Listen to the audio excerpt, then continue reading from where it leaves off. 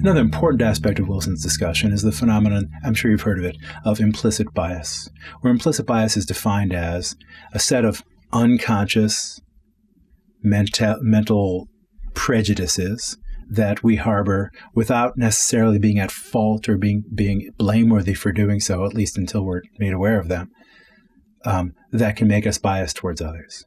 So just, for example, having grown up watching commercials and movies made in Hollywood, not necessarily engaging in overtly racist or sexist behavior, just being exposed to the larger culture, for example, you can, according to this theory of implicit bias, have implicit bias, that is biases that you can't that you can't be aware of by introspection, and that can nevertheless have a big impact on your behavior. So to take one example, researchers try to figure out whether realtors, people whose job it is to sell real estate, have biases of which they're unaware.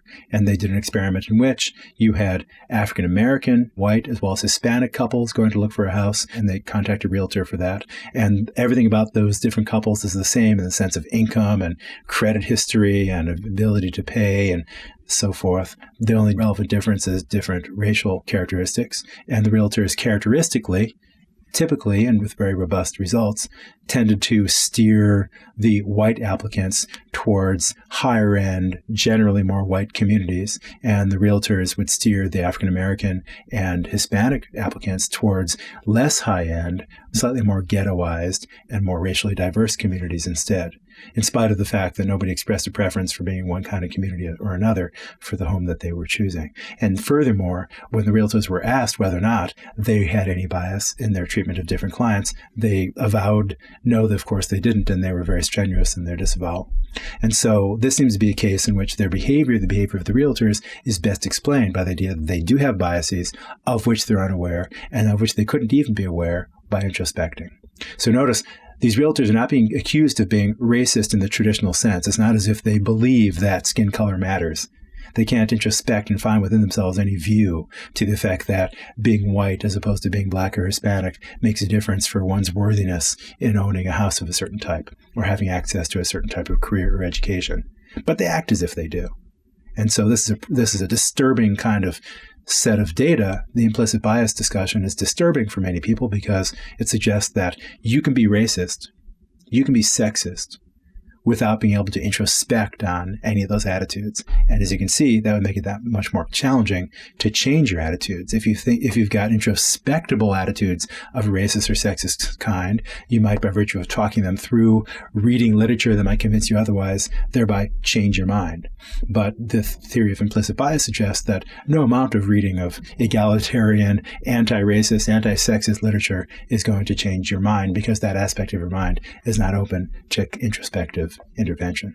Another example, and this is at two different levels. First, elementary school teachers, if observed carefully by researchers, show that they, in the course of teaching math, tend to call on boys more than they call on girls. If you ask the elementary school teacher whether he or she is calling more on one sex rather than the other, their answer will be, of course not, no. But if you actually count the number of times that a boy is called on as opposed to a girl, you'll find that there's a bias towards calling on boys in math education. That seems disturbing, and most teachers who are shown that their pattern of behavior tends to be one in which they call on boys more than girls are disturbed, rightly so, by that result. In a very recent study that was discussed in National Public Radio and picked up by the New York Times, even preschool teachers seem to show a bias of the following kind.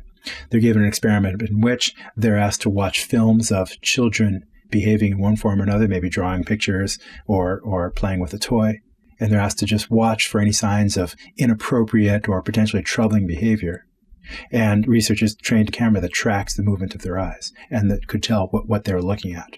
Characteristically, these preschool teachers tended to watch the African American kids much more carefully than the white kids for signs of potential trouble, because that's what they're asked to watch out for.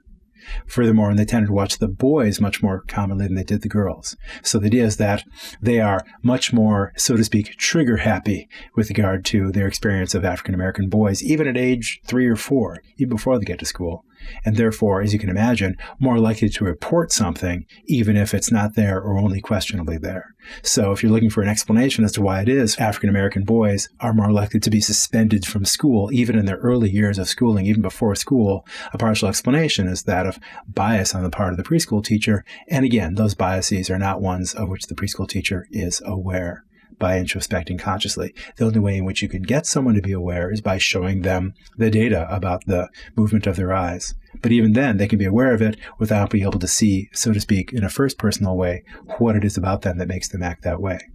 You can go on to a website known as Project Implicit and actually carry out a test on your own potential biases that have to do with subliminal priming of various kinds, seeing what choices you make. You can determine whether or not you've got a certain amount of implicit bias. I'll warn you, the answer is probably yes. You'll probably find that you've got some disturbing biases that you prefer not to have. So buyer beware. And these are biases that concern skin color, physical disability, body type, etc., all kinds of things that people can be biased towards. You might find that you have some biases that you're not entirely happy to find out about. And that raises the very difficult question, how, if at all, is it possible to make any changes once you become aware of them?